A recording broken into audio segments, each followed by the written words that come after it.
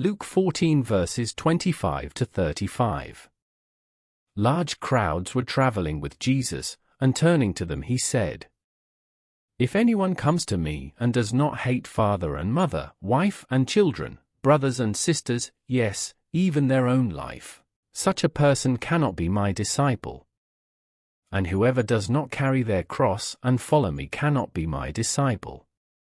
Suppose one of you wants to build a tower. Won't you first sit down and estimate the cost to see if you have enough money to complete it? For if you lay the foundation and are not able to finish it, everyone who sees it will ridicule you, saying, 'This person began to build and wasn't able to finish.' Or suppose a king is about to go to war against another king.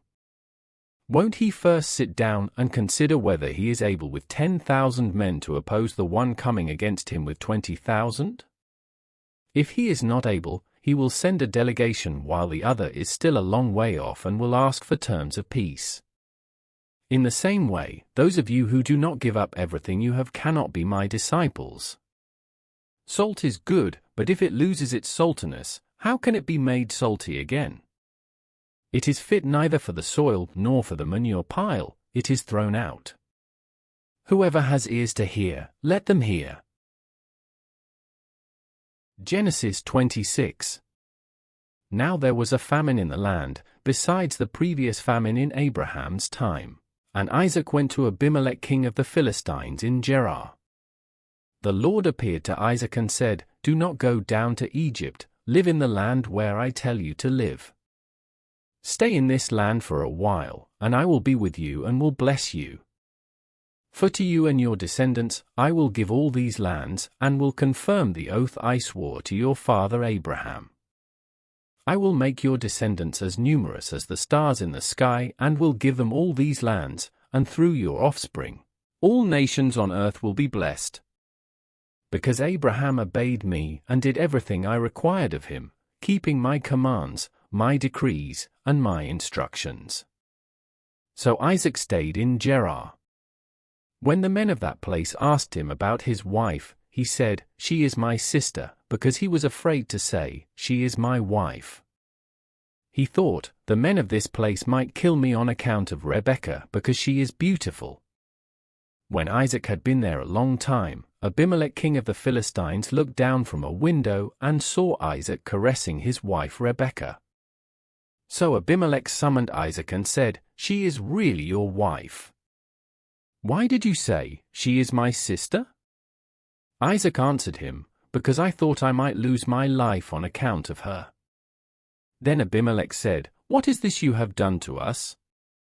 One of the men might well have slept with your wife, and you would have brought guilt upon us." So Abimelech gave orders to all the people, "Anyone who harms this man or his wife shall surely be put to death." Isaac planted crops in that land, and the same year reaped 100-fold because the Lord blessed him. The man became rich, and his wealth continued to grow until he became very wealthy. He had so many flocks and herds and servants that the Philistines envied him. So all the wells that his father's servants had dug in the time of his father Abraham, the Philistines stopped up, filling them with earth. Then Abimelech said to Isaac, "Move away from us, you have become too powerful for us." So Isaac moved away from there and encamped in the valley of Gerar, where he settled. Isaac reopened the wells that had been dug in the time of his father Abraham, which the Philistines had stopped up after Abraham died, and he gave them the same names his father had given them. Isaac's servants dug in the valley and discovered a well of fresh water there. But the herders of Gerar quarreled with those of Isaac and said, "The water is ours." So he named the well Esek because they disputed with him. Then they dug another well, but they quarreled over that one also, so he named it Sitnah. He moved on from there and dug another well, and no one quarreled over it. He named it Rehoboth, saying, "Now the Lord has given us room and we will flourish in the land." From there he went up to Beersheba. That night the Lord appeared to him and said, "I am the God of your father Abraham. Do not be afraid, for I am with you. I will bless you and will increase the number of your descendants for the sake of my servant Abraham." Isaac built an altar there and called on the name of the Lord.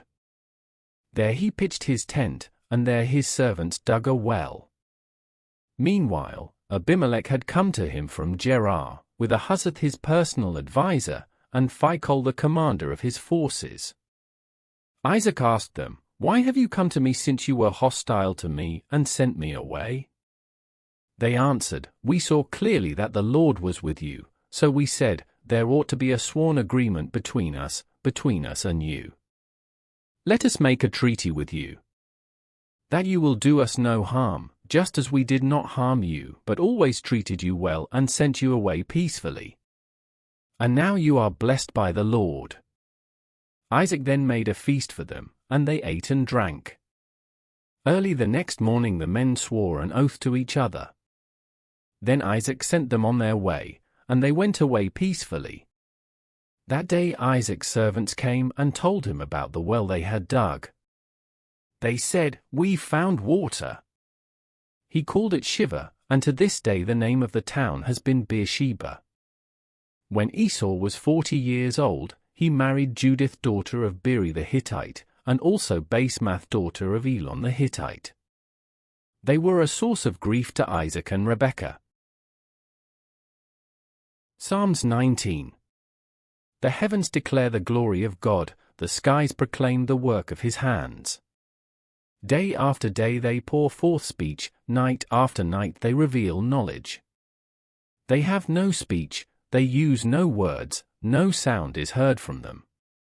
Yet their voice goes out into all the earth, their words to the ends of the world.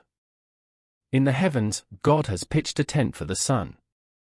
It is like a bridegroom coming out of his chamber, like a champion rejoicing to run his course. It rises at one end of the heavens and makes its circuit to the other, nothing is deprived of its warmth. The law of the Lord is perfect, refreshing the soul. The statutes of the Lord are trustworthy, making wise the simple. The precepts of the Lord are right, giving joy to the heart. The commands of the Lord are radiant, giving light to the eyes. The fear of the Lord is pure, enduring forever. The decrees of the Lord are firm, and all of them are righteous. They are more precious than gold, than much pure gold, they are sweeter than honey from the honeycomb. By them your servant is warned, in keeping them there is great reward. But who can discern their own errors? Forgive my hidden faults. Keep your servant also from willful sins, may they not rule over me. Then I will be blameless, innocent of great transgression. May these words of my mouth and this meditation of my heart be pleasing in your sight, Lord, my rock and my Redeemer.